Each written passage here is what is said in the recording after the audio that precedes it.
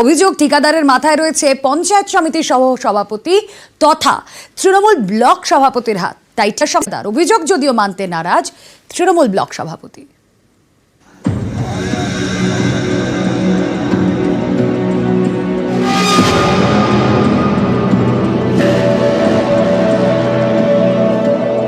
ভুয়ো নথি দিয়ে টেন্ডার জমা দিয়েছিলেন, এই আর কাজ পাবে না, কিন্তু কয়েক মাসের মধ্যেই সেই ঠিকাদার সংস্থা কাজের টেন্ডার পেয়ে গেল।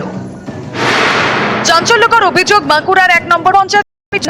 তাদের দাবি ব্ল্যাকলিস্টেড হওয়া ঠিকাদার সংস্থার মালিক শেখ আসমাউল হোসেন তৃণমূল অংশ এই পঞ্চায়েত সমিতির সহ সভাপতি।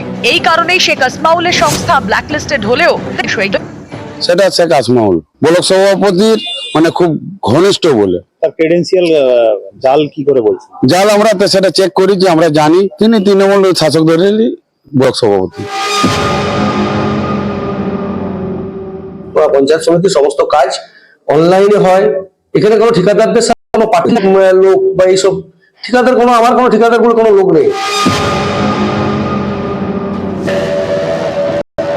এলাকায় নলকূপ খননের কাজে টেন্ডার বের হয়। পঞ্চায়েত কর্তৃপক্ষ লক্ষ্য করেন শেখ আসমাউল হোসেন নামে ঠিকাদারের জমা দেওয়া নথি জাল।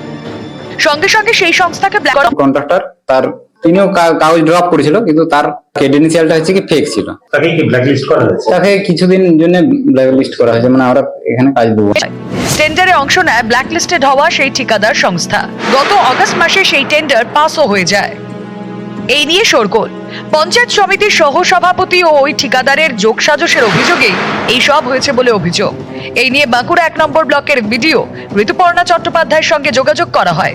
তিনি জানিয়েছেন অভিযোগ জমা পড়েছে, খতিয়ে দেখা হবে।